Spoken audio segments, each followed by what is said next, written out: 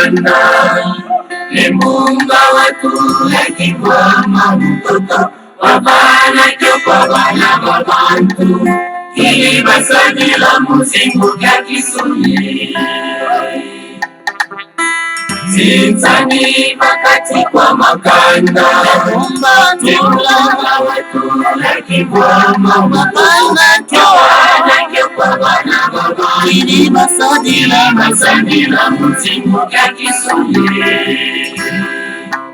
Toto, Tanya Kongo Lutubana Toto Nyonyo Kanya Kanzenza Kwe Toto Mwena Kibama Kya Kongo Kibama Kya Tungira Kongo Toto Kongo Lutubana Toto Nyonyo Kanya Kanzenza Kwe Toto Mwena Kibama Kya Kongo Kibama Kya Tungira Kongo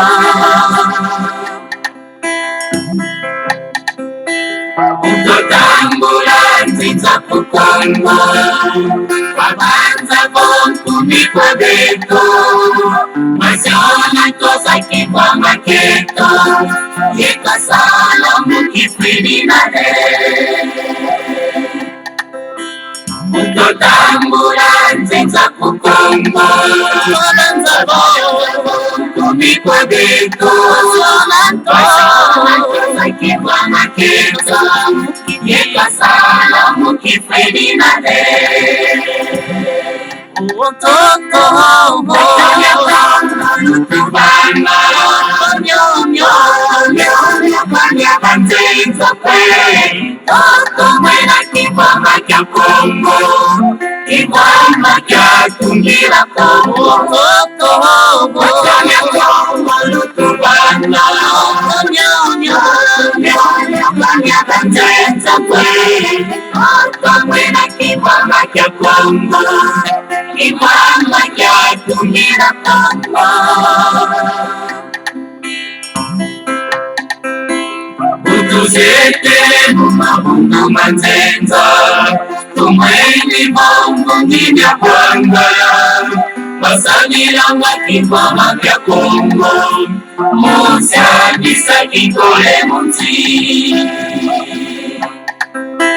Utuzete mumabungu manzenza Tumweni bongo ngimya kwangala Basangilanga kibama kya Kongo Musa bisa kikole munzi Toto Kanya Kongo Lutubana Nyonyo Kanya Kanzenza Kwe Toto Mwena Kibama Kya Kongo Kibama Kya Tungira Kongo Toto Kanya Kongo Lutubana Nyonyo Kanya Kanzenza Kwe Toto Mwena Kibama Kya Kongo Kibama Kya Tungira Kongo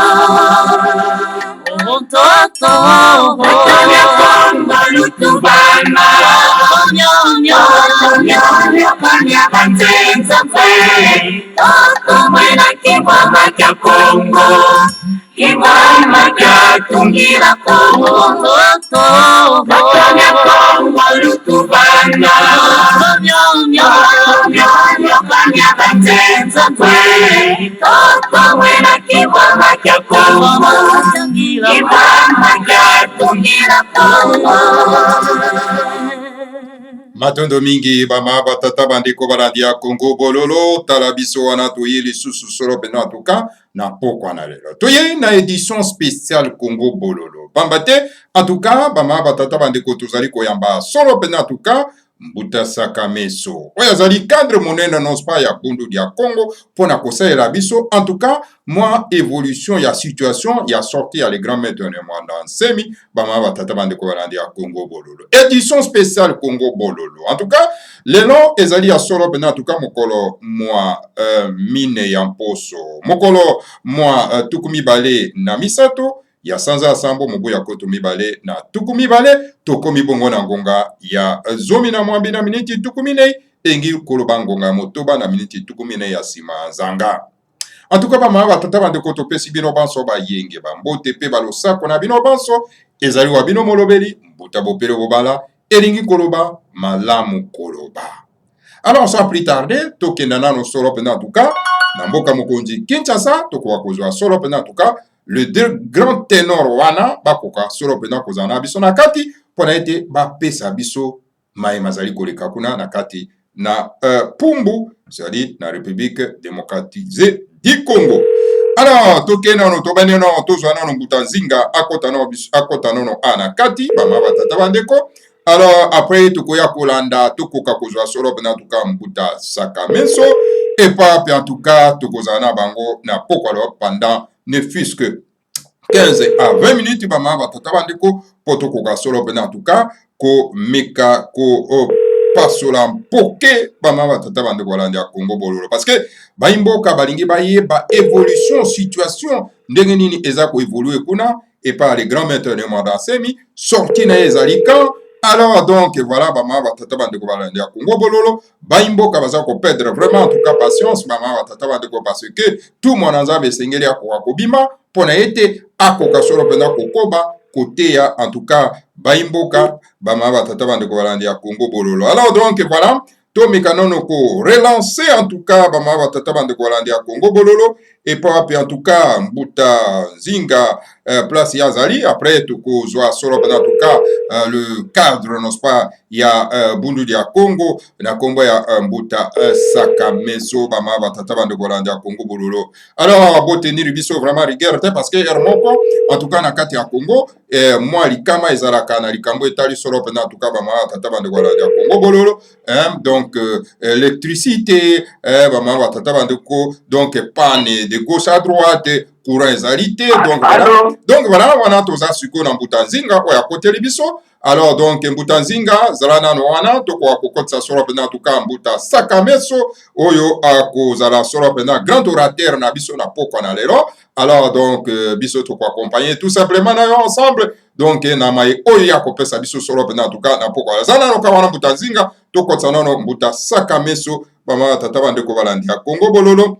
Alors bandeko babiso balandi ya Congo bololo balingi solo pena en tout cas bakoka solo pena en tout cas kozala assuré na mai oyo mazali solo pena koleka solo pena en tout cas na bumbu bama batata bandeko balandi ya Congo bololo. Alors mbuta Sakameso aza kobenga déjà. Alors tomika kotala soki mbuta Sakameso ako rejoindre biso. Alors donc voilà mbuta Sakameso a rejoindre nano biso te ya aza kobenga de l'autre côté.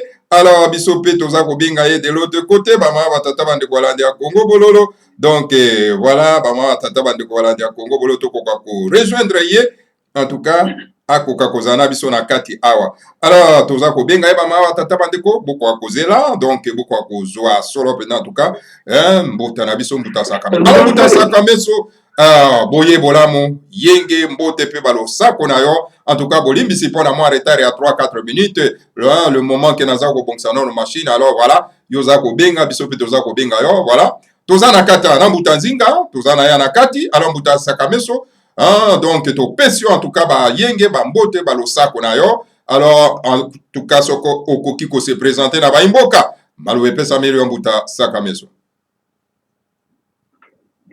Merci mingi ndeko Bompele ngai mbuta Sakameso Diankazi mwana Kongo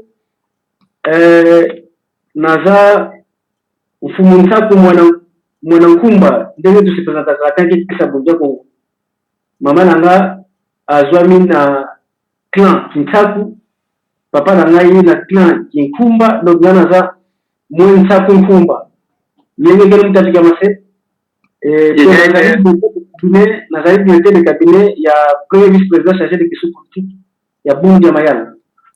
Matondo mingi. Voilà, bama batata bandeko boyoki, c'est un grand cadre ya mouvement politico-religieux, c'est-à-dire Bundu dia Congo, bama batata bandeko balandi ya Congo bolo. Alors tozali pe na kati na mbuta nzinga.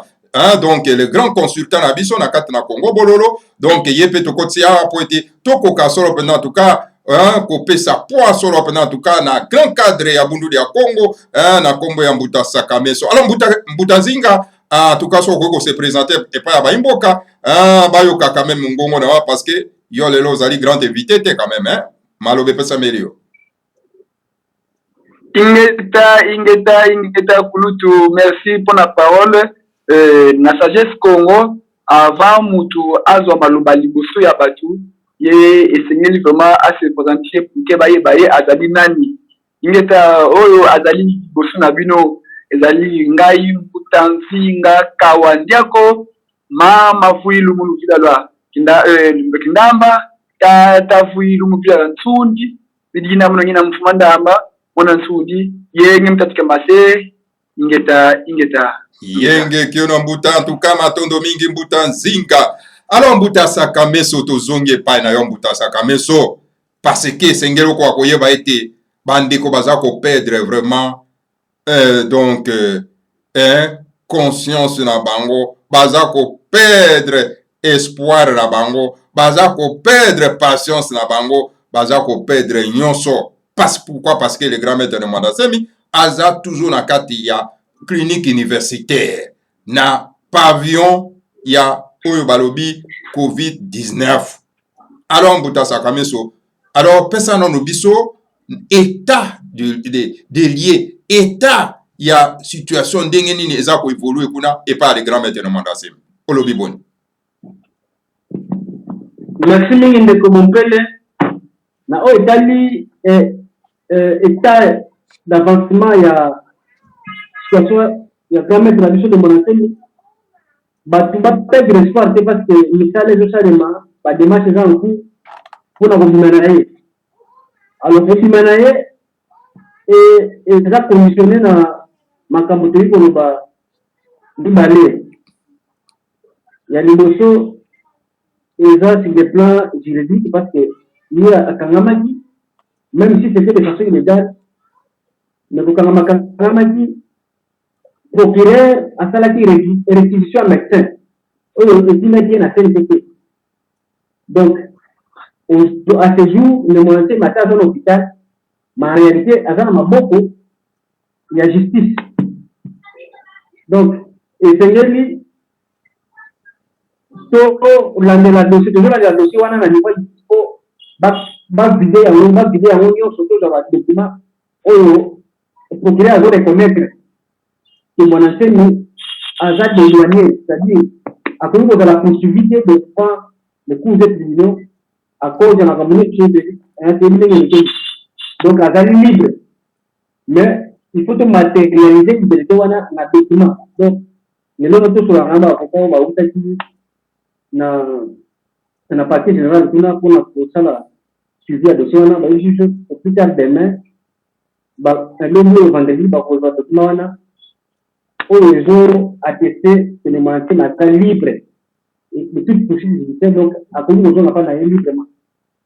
Ça c'est sur le plan juridique, mais aussi sur le plan politique pe esengeli ya komene ma démarche ena yango parce que réhabilitation ndako na ye soit appartement oyo po akomela esengaka moyen esengaki implication ya baautorité politique na yango wana badémarche mpe bandaki oyo ndeko na biso olenganko ya bandaki komene depuis fin du mois passé ou début de ce mois. Donc sur le plan politique, chef de l'État, son excellence Félix Antoine Tshisekedi Tshilombo, si a autorisé sorti en kaka na hôpital de konaye le Mwandasemi kolongane na hôpital azonga mbala moko pa na ye na ndako na ye. Le chef de l'État aza garant ya nation, aza likolo ya bato nyonso ntango ye adécide le Mwandasemi azonga pa na ye, donc akozonga. Mais sikoyo condition moko eza esika ya kofanda toyebi ke ndako na ye bapiyaki yango bakataki yango basabotaki yango ekoma terrain ka bamili moto etikala yango. Mais sinon nyonso ekendeki baporte bameuble na balogete baphysique na ya courant nyonso bamwaki. Alors esengelaki mwa mosolo ebima po basala misala wana. Le chef de l'État a fait cette restriction de battre des questions de Bambongo pour réhabiliter noti appartement oyo boyambani monateni na kobimene na hôpital. C'est comme ça que misala ebandaki mpe déjà depuis le samedi 18. À ce que nous avons déploré, c'est le retard que cela a pris pendant un retard au misala par rapport à le chef de l'État a fait autorisation déjà. Ou a béqué ce qui mbongo pour bana misala. Si misala yeko banda. Ça a pris presque 3 semaines de retard. Et ça, nous avons condamné, nous avons dénoncé, condamné, attitude de comportement, il y a un secteur responsable. Et un mot qu'on a mis, on va jouer qui autorisation, on va mis ça la réalisation. Mais ils ont traîné pendant 2-3 semaines sans rien faire. Jusqu'à ce que nous avons commencé à faire des pressions médiatiques. Mais, accélérer ma cambo, donc on va mis ça là. Donc, en bref, avant, non, hier mardi, le mardi et mercredi, nous étions au Palais Royal, c'était là qui évolution, et ça, là, c'est ça une pression, et ça, les évolutions bien. Et ils nous ont dit que d'ici fin de semaine, nous allons nous sortir là. Et ceux qui sont là, les filles, c'est juste le dimanche, et ça, pour créer, c'est juste une négociation. Bon, tu as ça, présenté sur le déjà, mais, non, négociation, autorisation présidente qui verbal, on a mis un document. Et ce que je dis en tout cas, il y a un peu de dates. Donc, les règles de la clinique avant-hier, il y a un système, il y a des macaques, et des gens montés, mais ça les tire à face. Au cours de la beauté, on a carreau, il faut aussi ça va comme nous, on a la chimia, on a fait ça bien. Donc, les moyens de la clinique, c'est pas la clinique. Voilà, c'est un peu ça. En tout cas, matondo mingi mbuta sakameso, mais mbuta sakameso. Siko situation état de santé na siko zande, moral na zande ngeni.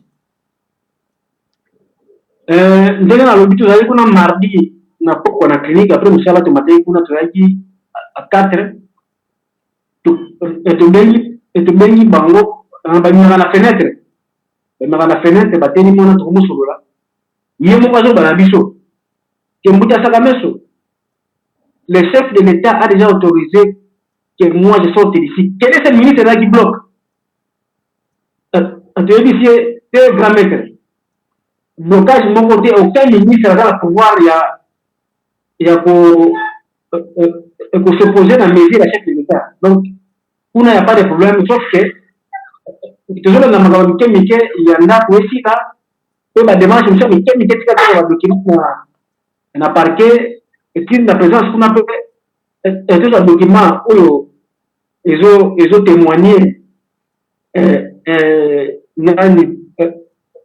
parole à chef de l'État qui le maintient même de manière à son mandat et ainsi de suite donc a insisté il y a beaucoup de insister que je dois sortir d'ici, je dois quitter ici, faites tout que je sorte ici parce que si je n'ai pas de l'air, si c'est pas bien.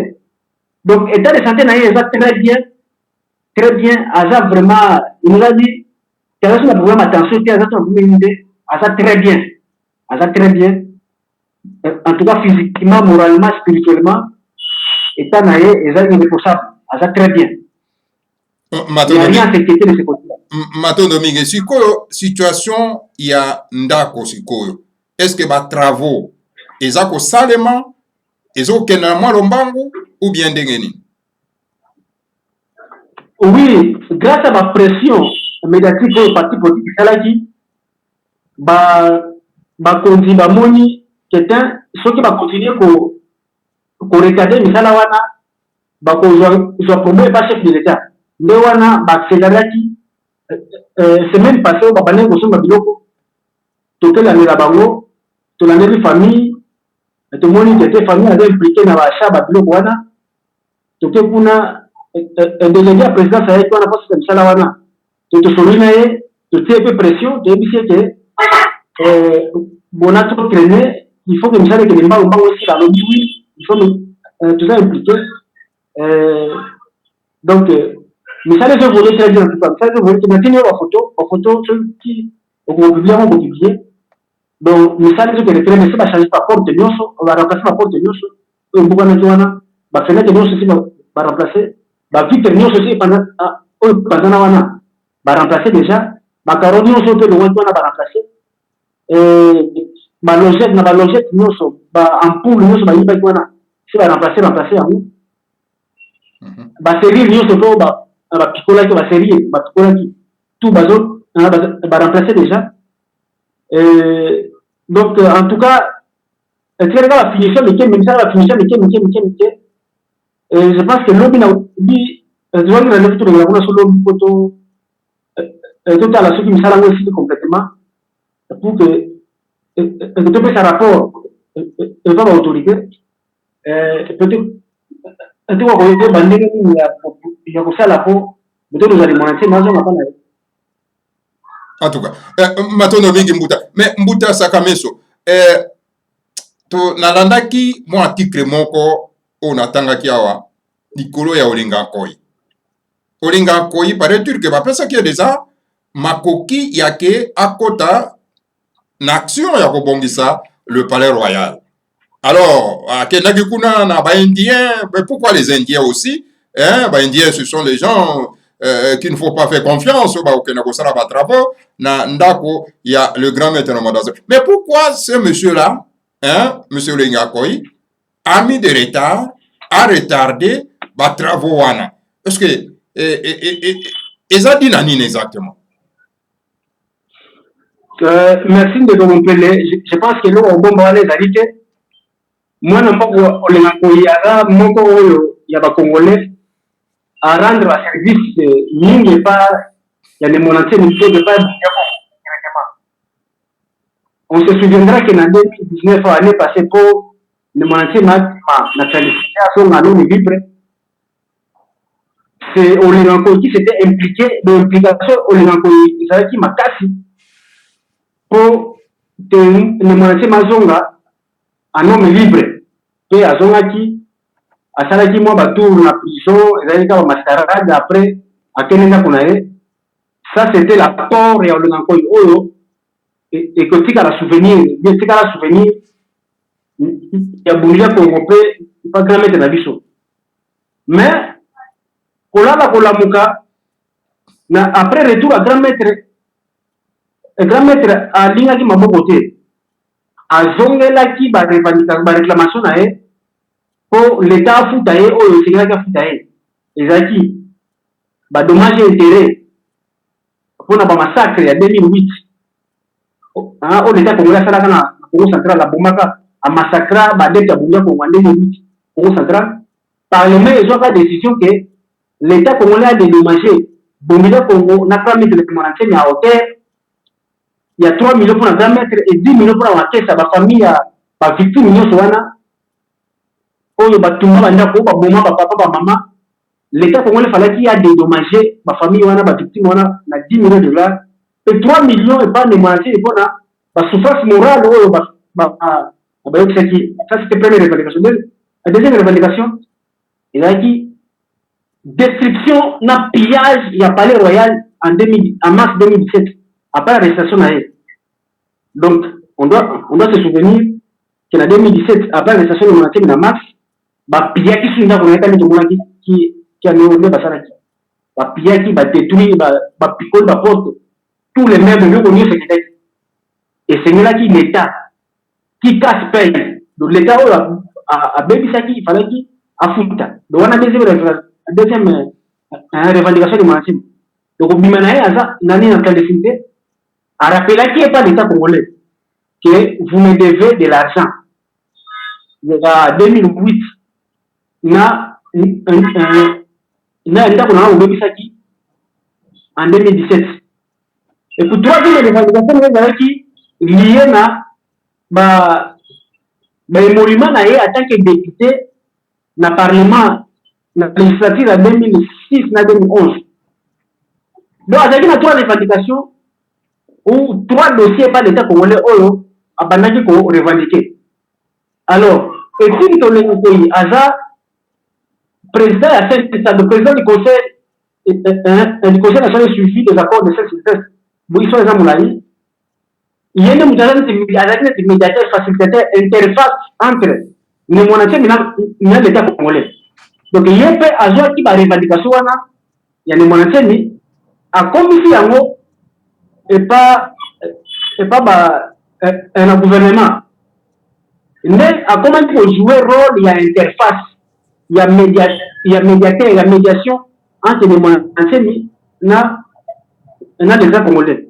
Mais ni d'ailleurs komona les Mwanasemi abima boye azongo na biloko depuis mai mois de mai 2019 olonga ko ba ko jouer médiation wana pona l'état futa biloko na ye tokomi na juin juillet août on va ébisi que nous verrons mon ça va dimanche wana dans un mois 2 mois l'état congolais va futa yo le mois de fani kimia juin juillet nous ça fani kimia août nous ça fani kimia de la kaka patient en donc en septembre et là on va que ça mais ça mon langage c'est que nous c'est là ça la calme bah dommage que c'était bien et bon ça pas si l'état congolais a futa yo en septembre le mois de c'est le premier sortie médiatique ça qui peut de presse Yemoko a rappelé l'état congolais que na de la mbongo na ngai ya ba dommage intérêt ya 2008 ya ndako na ngai webisaki na 2017 pe ya ba emolima na ngai en tant que député national ya 2006 2011 Yemoko a rappelé yango tokomi na octobre novembre décembre le mois de mazo rappeler que on a continué à laisser pas pongi que na uti pas président alobi par exemple à Mwanda à quel concentrer na Mwanda na retour na a pesa yo mois avant pour que na misala ko réparer na ndako na au cas 3 jours et vous demandez mon 3 jours na ukoka on a ko ba ko benga téléphone je l'ai gâté ya habité oh grand maître de mon ancien madame Moto va promettre que ce premier période et que on a été donc mon ami est considéré moi na mke on le voit ça na ye et lui ça l'énerve mais avec la même patient décembre nous Cécile on a réalisé à ta promesse de mon côté et pas grand maître pour na o etala ki ba revendication na ye ya na retour revendication na autocité ndende Mwanasemi a combattu un peu aux extrêmes à Silikaki le 4 janvier à lobby et le corps a oublié au fut avant mon angai bomboyi qu'on dédommager la famille oyo il y a ma victime il y a massacre ya 2008 le Congo central bon si quoi on a proposition monsieur nda comment il menacer c'est l'état congolais à partir de janvier d'ailleurs c'était autoproclamé président de la République fédérale du Congo le 4 janvier 2020 topusani tokomi na février mars le Mwanasemi ya kosalisa anniversaire à 70 aye kofete 70e anniversaire na ye on a encore aye pour attirer que non national l'état congolais balobi bi akosala boye tout avant anniversaire na ye coïncidence avant date anniversaire le 24 mars coronavirus ba décréter coronavirus na RDC pe ba yeko décréter ba mesure d'urgence ba mesure barrière pour lutter contre coronavirus ba pexi ba groupement ba rassemblement ba mais grand maître parce que grand maître ye a respecté ka bato ba irasi spirituel na ye alobi ngai anniversaire na ngai ko salema tout ça anniversaire pa na ye le 24 mars pour battre baouta déjà pour central la billet kata avant la mesure barrière na et pesa mena na et pas chef de l'état donc ça qui anniversaire en anniversaire sili ndamba bato ebola bato bazongi na Congo central ndamba batikala na palais royal wana ko bazali transport mais est-il que le nako ya lagaki ne Mwanasemi que chef d'État promettre yo sous que a ko son mwana pombo ça la calme et ko ya ne Mwanasemi ba ici ba tunaye que bon ça que ba oni bazali transport aboti ka bo fana na wana 2-3 jours non c'est là gouvernement appelle ça na monda mbongo na ngai alagaki ngai je pense que cette fois-ci on peut ça comme ça là c'est le but de transport pour on a kimia na mbongo na bilo c'est pas bon kaki les places de cela où les Romains s'empoignèrent. N'est pas ce débit, il y a une hostilité à Makati entre l'État congolais et l'Ankoïna, non et Monacène. Le non-respect des engagements, il y a eu l'Ankoïna et de l'État congolais envers les Monacène, et pour ça qui est de Monacène à se décéder contre l'autorité en Boka. Parce que il y a un soka civil à l'obaka polele. Alors, la vérité, nous sommes des qui battent. Alors, la vérité, nous sommes des qui battent. Mais, et ça qui, dans le monde, pour ça qui est, à se définir, parce que, il y a un pays à respecter qui engagement a été vis-à-vis de l'humanité. L'humanité, à ce moment-là, on peut trop, que on peut dire qu'on ça allait, oui, le loco aussi animé, l'obé aussi animé. Et là, les mecs, si tu veux, au côté animé. Non. Mais comment, ça est comme le baba. Vous toujours en fois d'amour. Bon, à ta ça, tu as dit, baba, pour l'envoi, baba, mon corps. Au deuxième fois, à côté de la guerre, mon deuxième fois, donc, ça est comme le bishop. Vous n'aviez aucun cas de l'outil, nous avons on a les cartons, c'est-à-dire, mais ça aussi, il faut 10 mois. Parce que là, l'autre, on a vérité au Naga. On a encore yabane, on a sa grand-mère à côté. Si vérité, on a banagé, bon, c'est que nous kuta, c'est que grand-mère, na niveau na yona ya ko ça et ça vraiment pour les durer. Et ça n'a plu à personne. C'est ce qui a fait que le 30 mars, grand-mère a dit que l'État congolais, malgré la mois de mai, si le mois de mars, donc ça dit 10 mois, il n'y a aucune réalisation, aucune promesse n'a été respectée, aucun engagement n'a été respecté. Alors oui, bon, moi je vais commencer maintenant à mettre la pression sous une autre forme. Le 30 mars, à vu à Seni na depto bazalaki na kati ya Palais Royal baki koyemba nzembo ya Afrika d'Ampadi na tungwa, la nouvelle Afrique sera construite.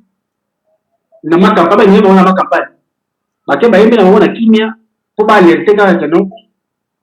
Bon les moyens pas participer na lutte contre le coronavirus parce que nzembo les qui na sensation invocatoire aussi on a belela bakoko na biso ba protéger Afrique contre la pandémie on a bandé ko déjà on kerase mo kilimo mukolwana banguni ya ni moyens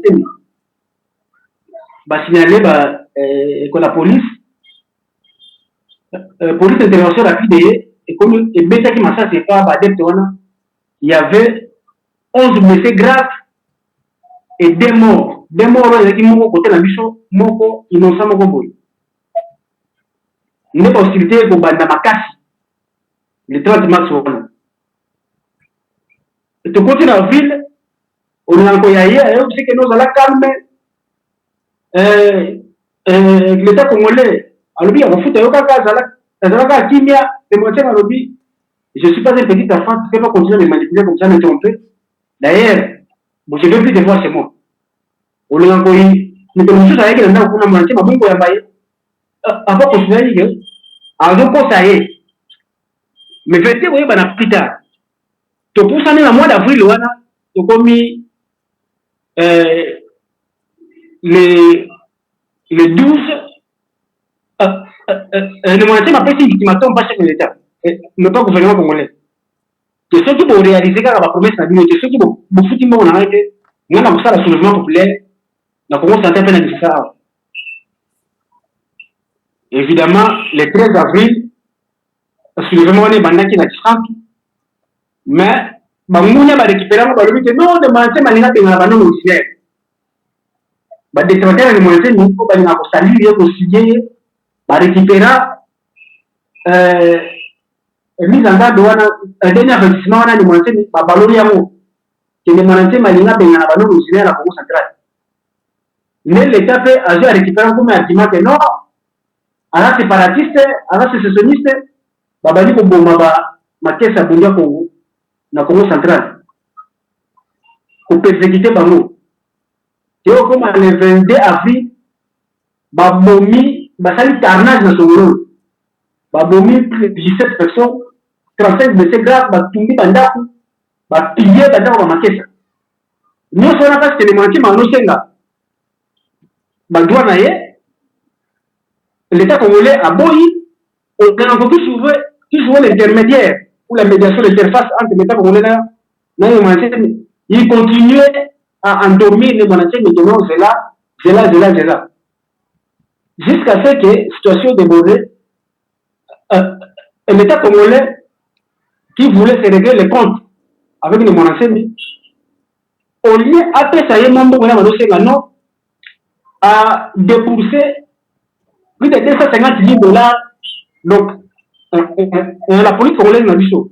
Et ça là qui budget, établi qui budget 250 000 $ pour mener l'opération d'arrestation de l'humanité. 250 000 $. Alors que le monument de cette humanité, on a 2 ans, mais ça ne dépassait même pas 250 000 $. Donc, il suffisait que l'État congolais en fout à l'humanité, ne serait-ce que 200 000 $. Il serait à mesure ya kuservir bamakesa nyonso bayaki na kati ya palais royal to azongisa bango mais l'état congolais aboyaki kofuta ye mpo wana aye kozwa argument nini keno pedemonacemi azorespecte bamesure barrière te atongisi bato kati ya ndako na ye alors que tozolite contre pandémie ya coronavirus ye atongisi plus de 200 personnes kati ya ndako na ye eza rebellion azosala demande militaire bato bafandi awa mpona azozela mbongo kopesa ngai mpona libere bango okianga mbongo na ngai na kolibere bango maka possible leta congolais aboyi kofuta demande mbongo na ye mpo alibere bato wana mais azwi kaka décision aya kobengana bango aya kobimisa bango na force et pour sortir ce genre de force basali budget à 250 000 $. Écoutez-moi bien le ministère intérieur badeposaki qui copie à Bidjana et qui a la présidence. 250 000 $, pour mener l'opération, il y a des dépérissement forcé. Il y a manqué ça va aller dans 4 ans. Un endroit de machine. Ça l'opération, bakangini monaceni, bazu une station au Boumaï, papa qui machette pour blesser le cerveau. Là-bas, le cerveau n'a rien pour que. À coup, fallait voir mon là, le cerveau va nous saigner après 2 mois, 3 mois. À coup, fallait. Batangi bango mbakena bango na ipekin enumanche bakene na ngali bakale ya passement olenga nkoi oyo azalaki médiateur alima kutu na kabana bwana sute atiki ne leta ngoli ayane to ndoma batu pale manteni akangani ne manteni akoza droit na zuri bandiki et mukolo wana je vous rappelle il y a eu plus de jusqu'aujourd'hui, on déplore plus de 33 morts après l'arrestation des Monacènes. Et il y avait 42 blessés graves. Et jusqu'aujourd'hui, il y a 47 détenus dans plusieurs bandes à cause du fait simplement que Olengangoi a joué qui médiationnel bien entre les Monacènes et l'État congolais. Voilà le premier fait que nous reprochons à Olengangoi. À cause de Olengangoi, l'État congolais a mené la guerre palais royal qui a occasionné la mort de plus de 33 personnes et plus de 42 blessés graves. Des gens qui sont devenus infirmes ou rien. Et aujourd'hui, il y a plus de 47 détenus dans la prison sans famille, sans connaissance, sans rien, qui souffrent, sans médicaments, sans habits, sans nourriture. Ils souffrent là-bas 47 maquettes à Moudia Congo. Parce que simplement, ils s'étaient retrouvés dans les moyens. Et après le confinement, et guerre et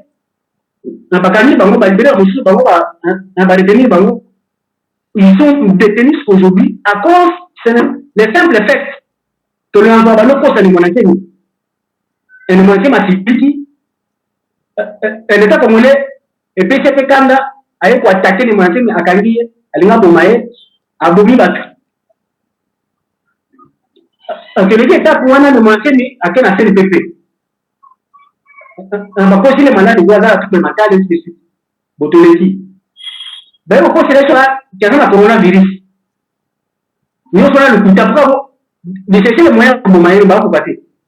olenga ko wazaki médiateur aucune fois de ça batiweri mwanasemi aucune fois de ça ou condamna ba blessé grave pas de mwanasemi aucune fois de ça ou assista hein aucune fois assisté les détenus au baza na prison hein na prison ba nduna aucune fois il est médiateur il est facilitateur il est interface il est présent c'est ça bon c'est ça il y a une des institutions d'après la démocratie de mon avis depuis 2017 to pour ça ni chef d'État s'est impliqué dans ma campagne chef d'État comprendre que les mentions réellement Azaki n'a raison Azaki n'a raison pas innocent à s'impliquer dans ma campagne on dit bon moi j'ai libéré de mon ancien parce que je constate que c'est un détenu politique donc il doit être libéré le plus vite que possible dès que son traitement termine au clinique Azon n'a pas d'ailleurs c'est que ndako za kobeba kwa kumisa okay a instruire ba service na ye bo banda réhabilitation ko na bo misambo ko ba réhabilitation ko na et ba service ya chef de l'État ba benyo le ngombe c'est que yo muto yebi dossier wana yebi nda kuona mbongo yango yebimi siko bana misala o le ngombe depuis le début du mois de juillet o le ngombe abali misala wala ta fandi na ye si comme le 12 avril le 12 juillet pardon misala ko bana ngati grâce à la pression politique de Salaki, conseil spécial à chef d'État à l'Omique, de ceux qui me salent bandits à la télécivité, à quoi le chef d'État qui a autorisé Bisso, que tu as habité dans Wana, à condamner Bisso. Donc, on doit passer outre au Lenankoui, peut-être le Banamisala et la réhabilitation de Wana. Mais, Nani, le service à chef de l'État, bazwa qui na ni force wana ya boya pas de manceni bango moko ndio banaki misala alors donc olenga koi j'ai dit au départ que azab muto arande ba service énorme pas bon d'accord donc pas de manceni nous lui devons beaucoup de reconnaissance beaucoup de gratitude mais c'est à cause de lui qu'on a tué plus de 33 personnes au palais royal c'est à cause de lui qu'on a blessé gravement plus de 42 personnes. C'est à cause de lui que 47 détenus sont encore aujourd'hui. Un coup de encore à la prison de Makala. À la prison de Banolo. C'est à cause de lui qu'on a failli tuer les Monassés le 24 avril lors de son arrestation. Ma papa et ma chèque, ma bête en nous que les autres parce que les Monassés ont mystique, il faut comprendre qu'il y a des génies, des guerres qui surveillent, qui protègent les Monassés. Ma bête ma chèque, ma bête ma chèque, ma papier ma chèque. Ma papier ma chèque, première fois. Et non. La première fois, ils ont été deuxième fois, ils ont manqué. Mais pas avec intensité, oh, bah, bah, kanaki na moko. Cerveau, n'a plus de ngadema. Bah, ça la tête, le cerveau de manqué, bah, moni qui est là, ça se monter, ils ont intact. Or, l'intention, bah, pour criminel, la police, bah, ils ont battre le cerveau, puisque, bah, le film, bah, ça dit pansement, naïe, n'angali ma réussite, que pour toi, na mutu, c'est vraiment grave parce que pour sa moto, il se difficilement. Mais faut ma pote les dans la tête va pas dire. Et là qui mon qui était, on va peut-être mon qui était, et là qui vraiment obligé de transcender. Donc ma tête. Alors vous voyez que on les encore oyo à facilité qui retourne les mentions en homme libre en mai 2019 et il s'est transformé en comploteur pour vous mener mon essai. Il s'est transformé en comploteur pour vous marquer ça au palais royal. Ça, nous condamnons avec la dernière énergie. Nous condamnons ça avec la dernière énergie et nous lui demandons tout simplement il doit s'excuser auprès de mon essai et auprès de Bundia Congo. Il doit prêter des excuses. Sinon, je me réserve de vous dire la suite. Voilà, donc, c'est ça les faits, les vrais problèmes, la vraie situation à Otenankoui.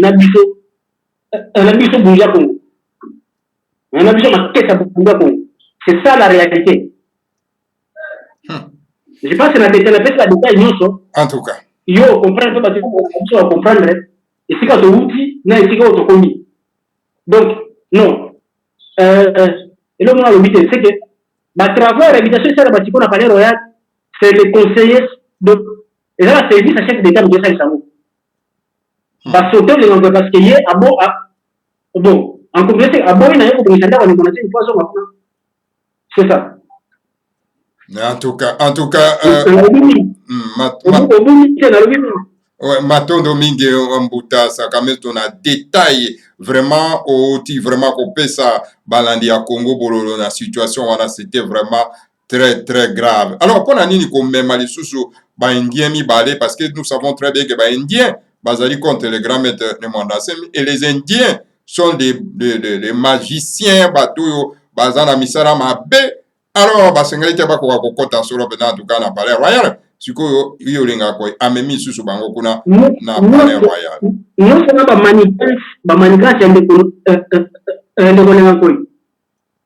J'ai dit tantôt que ma service à chef de l'État ba benga ke le ba c'est que non chef de l'État a liberté de misambongo ato de kesembongo après c'est pas autorisation ba na misala be pa nae yo mutoza ndo wana ende ko na misala asa le moté les 18 ans qui se fait la pression normalement la famille va na la service il y a un chef de l'État notre monde to kutu wana équipe moya il dit c'est wana une équipe il dit 4x4 à l'intérieur il y avait des indiens na noir moko congolais de tout na se présenter au tenaza assistant principal de l'employé à tini biso pour ça la défi il fait ça pour nous sur l'expert mais ne veille à démontrer moi ça c'est ça kuna avec ça il se que non avant équipe on a bien il y a des équipes il y a ça là de vie et que là 8 mois de là après jour on a tous cette équipe donc tout le qui passe ça peut faire le que oyebi équipe elle bosse ya kiwane ça pour le pays pour ça la sala nanda wele ça dégenda ko est ngo ok ba humanité donc on envoie affinité cette équipe distincte ba humanité na ba ko sala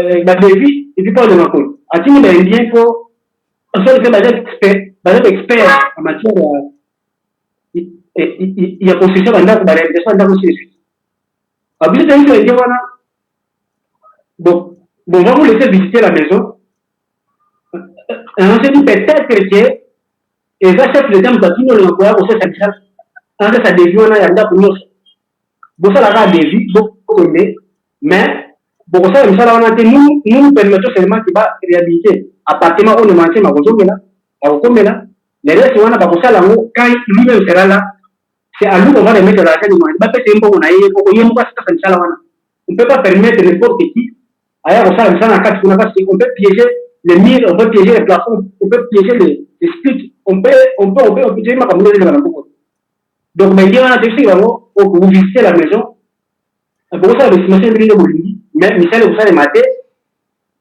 Michel vous savez maté tant que des machines aux aéros on a pas la prison l'hôpital il faut zonga azonga pas naie yemo konda ko solo la chef d'état et ça yembo naie yemo ko la ali j'ai ça là on a pas yemo ko atonda on a yemo ko ça ingénieur donc on n'a pas besoin d'ingénieur autre qui si monsieur doit non lui c'est un ingénieur c'est un savant c'est Michel. En tout cas, matondo mingi mbuta sakameso en tout cas matondo mingi na ba détail ba ma ba tata ba ndeko balandi ya Congo bolo yango en tout cas tolingaka na kati ya Congo bolo to zo ba détail évolution en situation ndenge za koleka. Tukeno n'est pas Mbuta Nzinga Olandi vraiment cadre ya bundu ya Congo détail ya pesi vraiment parce que ba ndeko baza ko perdre vraiment patience. Alors Mbuta Nzinga oza ko perdre patience. Lokola ndenge moko na bamakesa bundu dia Congo. Oza ko perdre espoir. Oza ko perdre donc nyonso. Alors Mbuta Nzinga réaction non izani ni na koyoka vraiment donc ba détail oyo pe pona nini oza ko perdre vraiment patience na sortir les grands maîtres de mandat. matondo mingi kulutu bobele bobala mpona parole kaka ndenge yo moko oloba ke nyoko basala yango mpona koloba kasi tokoloba nini kasi tokoloba maloba ya malamu poke etonga ya mabe te mpona kobebisa me ya malamu kulutu biso en tant que les adeptes de Congo, en tant que fervent défenseur ya mfune mondanseni, en tant que les grands initiés à Congo, en tant que les militants, ce qu'on appelle Makesa Makongo, donc tia, donc biso toko perdre espoir te. Pourquoi toko perdre espoir te? Parce que toza na le Seigneur à Congo. Le Seigneur à Congo azana ngamu na biso. Fumonda Congo azana ngamu na biso. Alors, elle fumonda Congo na le Seigneur à Congo bazana ngamu na biso. Biso toko perdre espoir nini. Donc toko perdre elikiate. Donc nakolobaka ke tozopesa toujours confiance na ba ene o bazali boso parce que la sagesse qu'on nous enseigne que kinzo dit ko bambuta bakinu ko baleke. Donc totikeli vraiment ba dirigeant, totikeli vraiment ba ene o ya mouvement ba dirigeant ko bazo kamba biso to pesa vraiment confiance pour que bata kinzo ndi malamu. Donc pour que ba dialogue passe sur la malamu, ba démarche la malamu to pesi bango confiance. On a biso ba depth o tozali bana parce que nazuli adage na pesi makinu mabaleke kinzo ndi bambuta.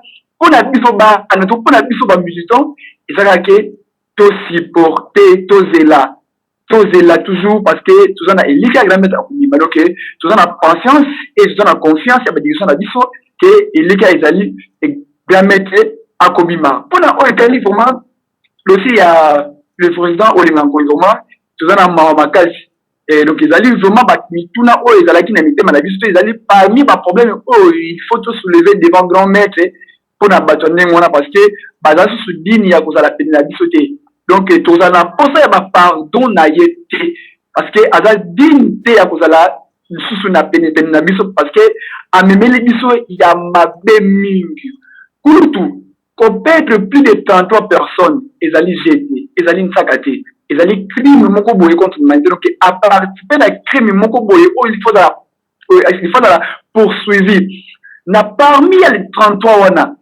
net personnellement ngai ma camarade nanga bazalaki bandeko nanga bazalaki na ba frère nanga bazalaki alors comment est-ce que ngai na pardonner mutu ndenge wana to biso ba militant ya BDK we ko pardonner mutu ndenge wana donc to ko ko limbisa yete eloko ko to senga pa ba kutu na biso eloko to senga pa ba ennemi na biso il faut procès judiciaire il faut procès judiciaire il faut ba enquête ezala et ba to baza dedans na dossier wana il faut ba la condamner. Donc il faut la condamner to faut tika ndenge wana te kulutu pardon na ye asenga pas biso to kosenga pa bakulutu to kosenga pa ya grand maître que il faut procès ezala balanda batu nyonso o basali mabe wana parce que batu bazana position batu bazoka ba komema firme batu bakufi alors ba famille wana nani akofuta hein donc kulutu ngai pona président Olinga Nkoyi ala mutu il faut totiali na justice il faut afuta masumu na parce que la sagesse qu'on nous a fait dinu alors yesu ko abandi biso tozali ba chrétien te et que ba beti na gauche to pesi na droite non pas question biso tozali ba chrétien te oyo ba tezaka ba adage moko vraiment oyo eza dignité liboso ya Nzambe donc biso tozali œil pour œil dent pour dent donc ndenge basali ndenge wana il faut être poursuivi il faut asamba et il faut aloba nini pour ça qui est asanisa entre gouvernement congolais na biso na biso nini oyo pour ça qui est que baya ko sala guerre na niveau ya ndako donc il y a un souci tolimwa to ko biso nyonso avec un souci pas pour le grand maître o azali un grand leader ya mokili oyo o azali na biso ya munene souci na ye azali ki ba éliminer OK asepela alors mutane wana esengo za wapi to ko na esengo na ye ata mokite oui malgré le grand maître il est là pour tout le monde il est là pour transformer les poisons en médicaments on ne disconvient pas mais en tout cas na acte oyo asali siku wa dinu il faut esala matono mingi kulutu matono mingi Mbutanzinga mais Mbutanzinga to mona ki dernièrement Lamuka na IDPS basali ba manifestation revendication na bango ezali mo revendication moko ya bana mike ya keno bazo ko boya mokonzi ya seni bino bosali manifestation boke koyemba banzembo mais bino revendication na bino ezalaki nini ya koyemba banzembo pe baya kofizie bango pendant baya kofizie bino et pendant que bango bakei kosala ba manifestation pona kosala ba revendication abana mike ya likambo etoyi mokonzi ya seni donc bafizie bango te babomi bango te est ce que okoki nano kopesa biso différence wana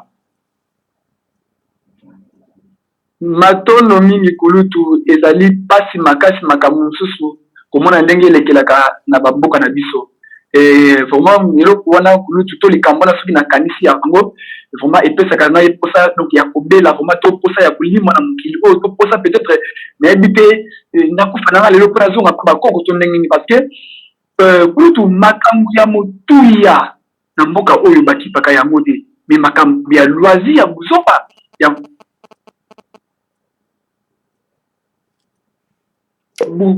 asalaki le 30 mars le niveau ya station de campagne message dive moko boye très positif ezalaki ndenge nini biso baadepte bundu ya Congo to mouvement bundu ya Congo mouvement politico-religieux ya menacemi ezokoadore ezokosenga ezokosupplier mpo baêtre divinisé ya étoile de Congo epai ya tata nzambe tobengi tata nzambe mpungutu le seigneur à Congo nous tata nzambe to le seigneur à Congo to les ancêtres divinés de Katiopa to lingite Afrique ya bosoto boye et continuer tala basali ba maladi na bango pour que ba kumeki na ngona de niveau Afrique tala basali ba ndolo moya mabe pour que ba ocha na Afrique baza na posa ba éliminer biso parce que ils ont ba plan na bango o ezalaka ba éliminer Afrique pour que ba capturer ba terre na biso alors elle mise tout ça ba visionnaire elle gamme da visionnaire a moki biloko nyonso na amoni ba plan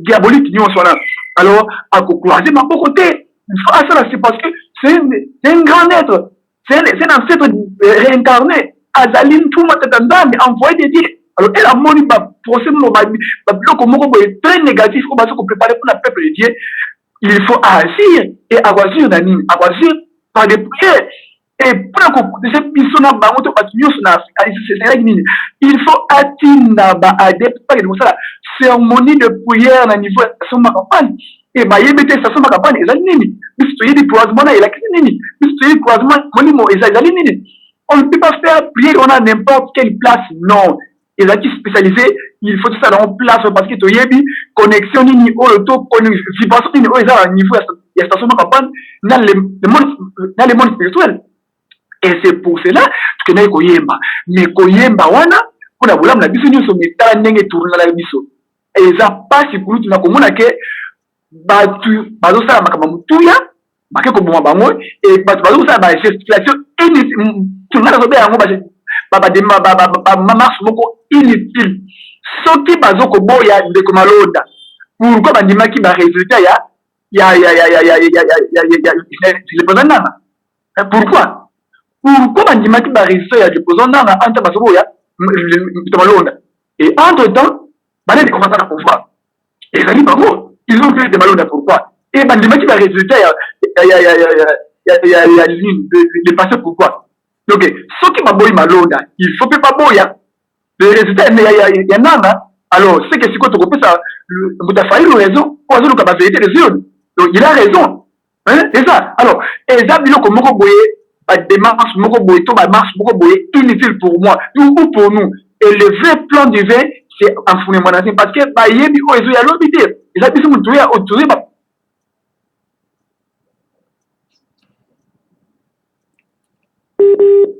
en tout cas nakanisi Mbuta Nzinga azali ya kokata na bama batata bandeko balandi ya Congo Bololo donc Mbuta Nzinga est-ce que ozali na biso nakanisi Mbuta Nzinga aza na problème ya connexion alors donc voilà to komi les gars mais Matondo mingo katana ki ya ozungu susu oui continuez s'il vous plaît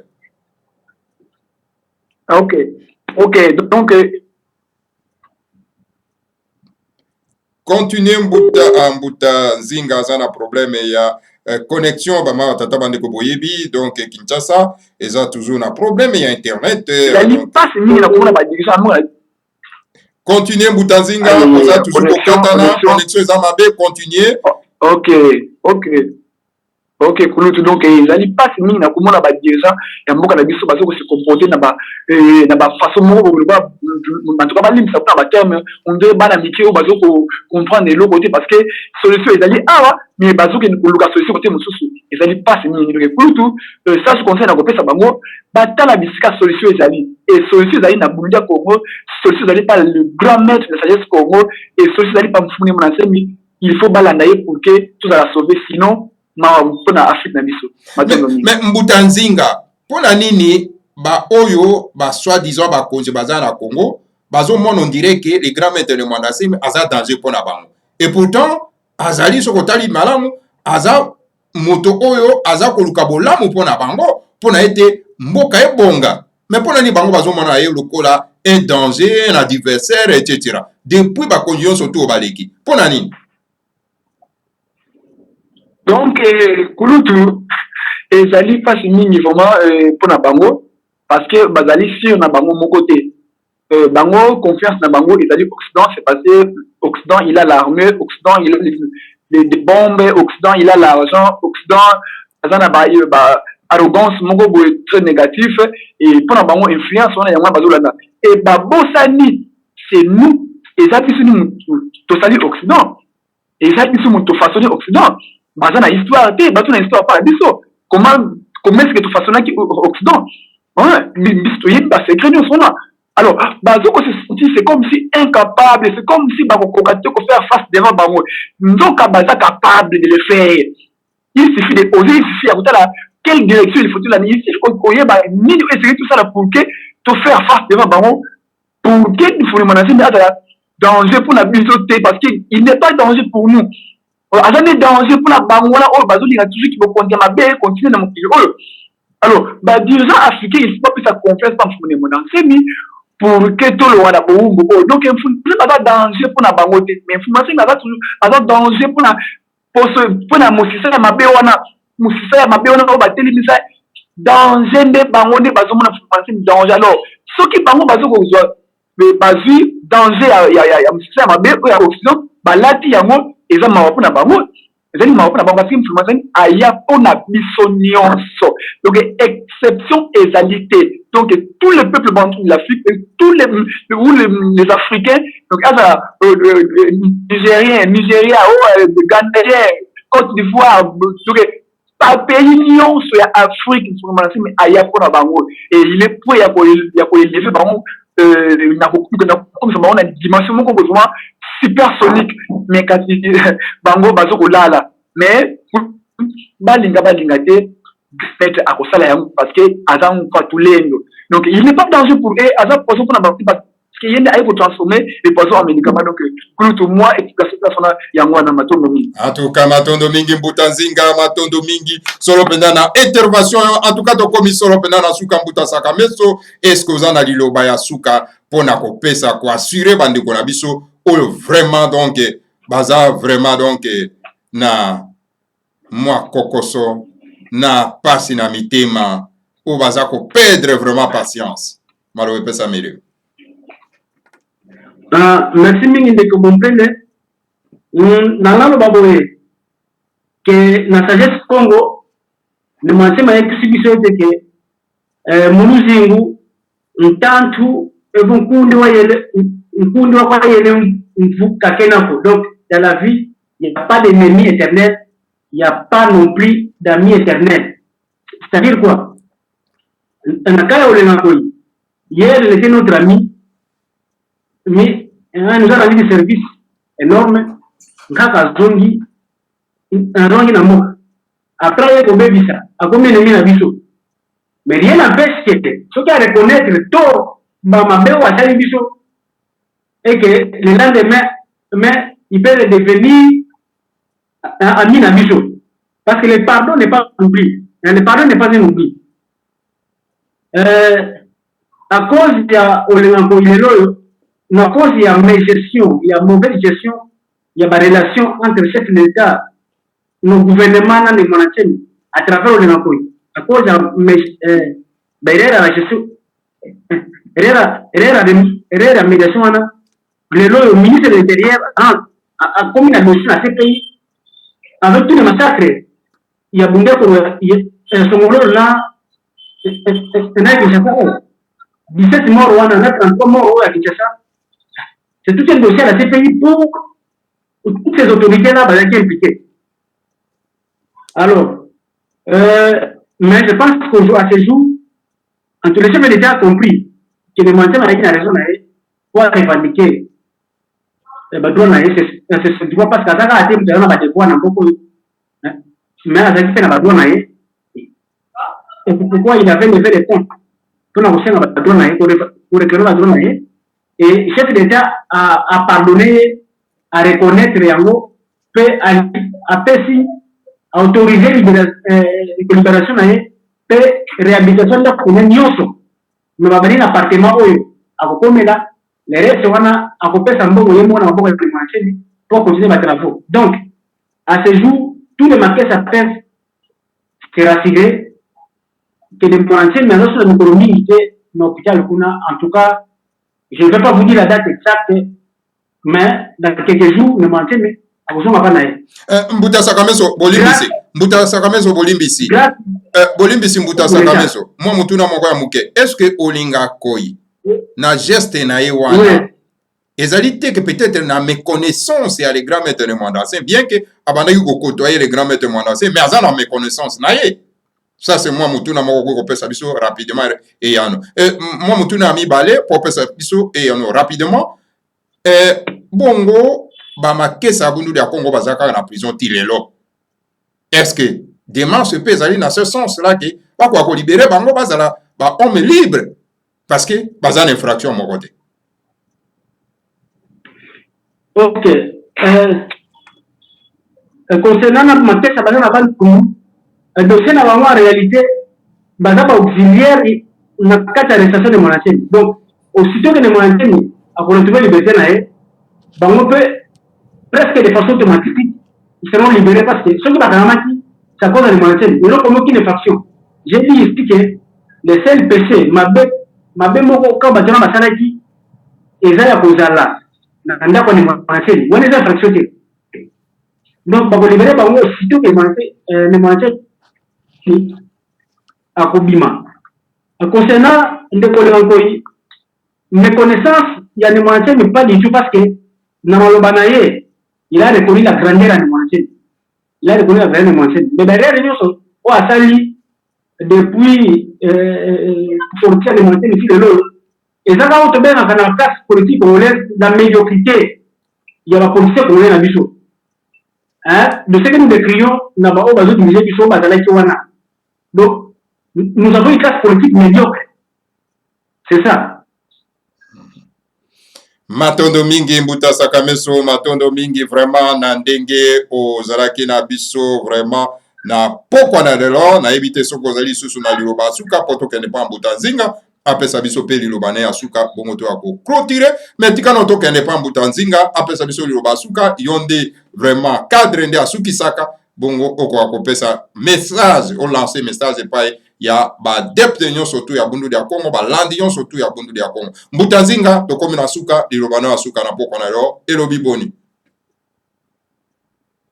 matondo mingi kulutu liloba na ngai ya suka na émission ya biso ya lelo ezali kaka nazo ko lancer message ba adepte nyon ya bundu ya Congo que tous la vraiment serein tous toujours na makasi wana ya ko poussa toujours pene à l'idée na biso toujours na confiance à l'idée na biso parce que combat ezali makasi et en plus na ko senga vraiment pas ba direction na biso vraiment baza na bolingo o esengeli na mouvement parce que isengeli to kene liboso sengeli to zonga kasimate parce que na kamunyo se senga ka fo de sukato solution ya likam donc na ko senga pe sous na ba koza biso ba revoir dossier ya ba ndeko o bakangama depuis 2017 lelo parce que tozana batu o bazana niveau ya besoin dolo o bauta na niveau ya matadi o ba transfert awa baza pe quelques batikala kuna na matadi niveau concentral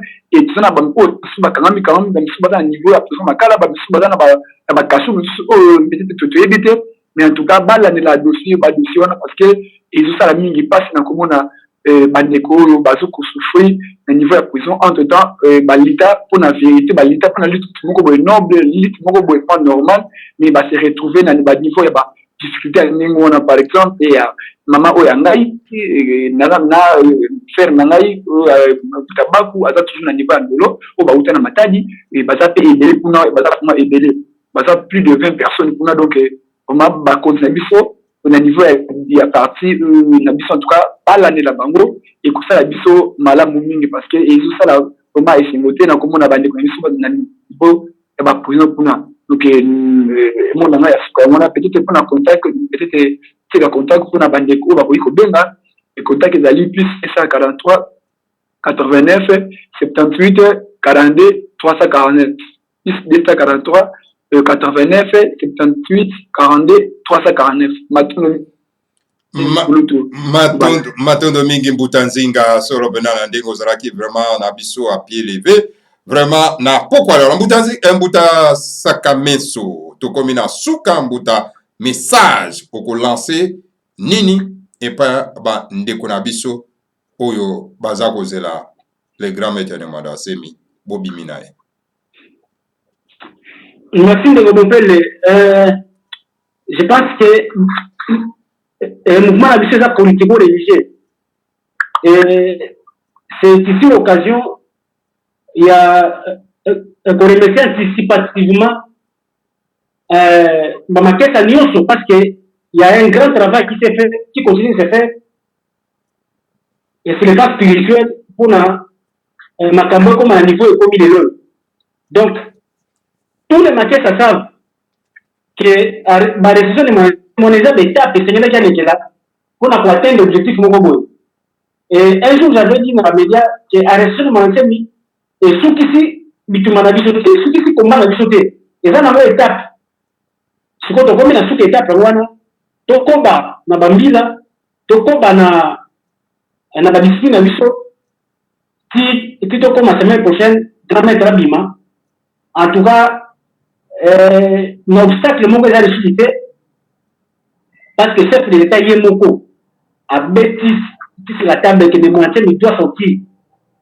Donc en tout cas semaine prochaine je pense que aussi là les moitiés dans là et pas naïe peut-être on continue à cap. Donc merci pas naïe de vous donner une année pour occasion et on s'exprimer il y a comme ça bah pour les na biso va passer na biso na mokili moko. Matondo mingi Mbuta Sakameso, Matondo mingi Mbutanzinga, Matondo mingi na balandi ya Congo Bololo. Donc voilà, les sincères yangwana, donc tous waka information na mazali koleka soro penda kuna na pumbu bama batata bandeko. Alors tika ete kimia ya bakulwe kozana bino banso Mbutanzinga pe Mbuta Sakameso place bozali wana en tout cas tukukutana bino mbala ya ciment tango tukozwa occasion mususu bama batata bandeko balandi ya Congo Bololo. Donc voilà, que le Seigneur à Congo vous bénisse tous, bénisse Mwanda Semi et bénisse la République fédérale du Congo, Ingeta, Ibobo et Ibobo. Matondo.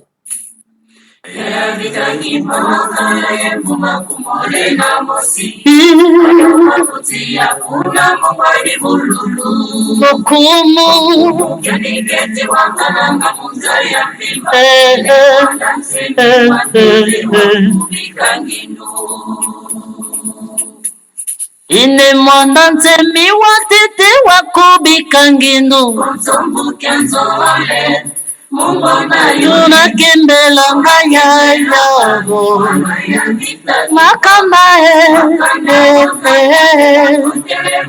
Kembo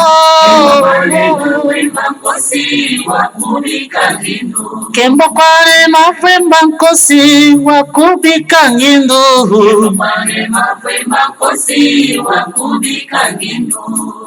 Kembo kwane mavwemba kosi wakubika mabanza Kese Kembise no Yaya ho Matondo kwa simbi kengi kya Kongo ya kati Matondo kwa simbi kengi kya Komorya kati. Matondo kwa simbi kengi kya Komorya kati.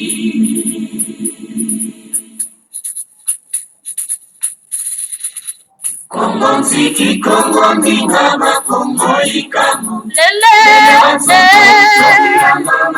Nikisila, Ya fwe mwanya ikaonga. Mama, Ya Kongo ya kati. Mujambuja kumbuyo ya Kongo ya kati. Mwanaseni walomba wapa Kongo bago. Yaka,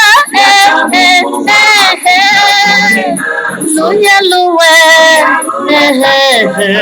Kongo bago. Kantitale no kwabo kwetu sukidi. Kantitale no babu kwetu sukidi. Kantitale no babu kwetu sukidi. Kantitale no babu kwetu sukidi. Wafaye bamoyo batu. Baba mukulu wa moya. Moni mabuwe. Kyali kwa bobo baba kulanga. Kyali kwa bobo baba kulanga kya mazimu. Kyali kwa bobo baba kulanga kya mazimu.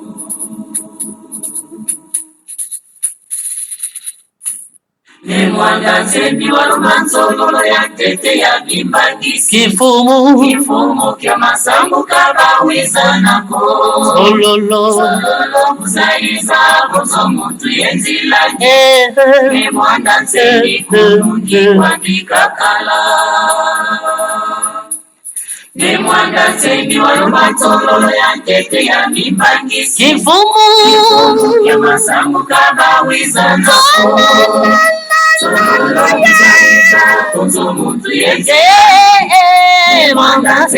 Kunungi kwandika kala. Kamosi kumpe mubaua baka kitwazi kyanti. Memwanga nzeni kunungi kwandika kala. Batimura ntololo ya tete ya mimbangisi. Memwanga nzeni kunungi kwandika kala. Nyazola bula nkangu ebu baba dikava ovanga. Memwanga nzeni kunungi kwandika kala. Tofati bundana kadi kifumu kya meka ibidi. Memwanga nzeni kunungi kwandika kala. Wato mwana kakangila yandiye.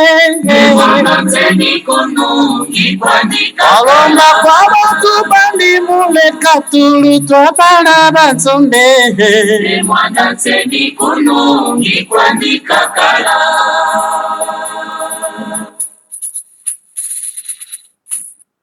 Fumuza mabutu mama yalaye makinza. Babokulwa Musonga sana kinza. Sane mwana temi Basala kinzunzi Bitatu tanu kyamyokela. Basala kinzunzi mivu mitatu tandu kyampyokela.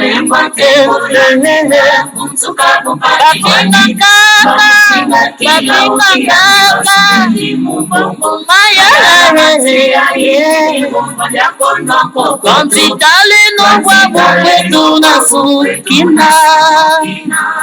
Kantitale no bwabu kwetu nasukina. Kantitale no bwabu kwetu nasukina. Kantitale no bwabu kwetu nasukina. Kongo ya kati kekalu. Abovanga mukulu wa moyawa. Moni mabuwe. Kadi kwa bobo baba kulanga. Kadi kwa bobo baba kulanga kya mazimu. Kadi kwa bobo baba kulanga kya mazimu.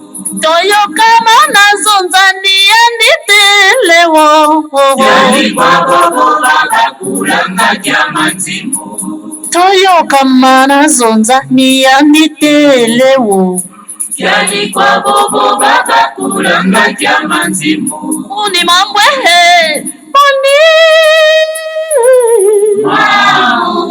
toyo bohobele Kyali kwa bobo baba kulanga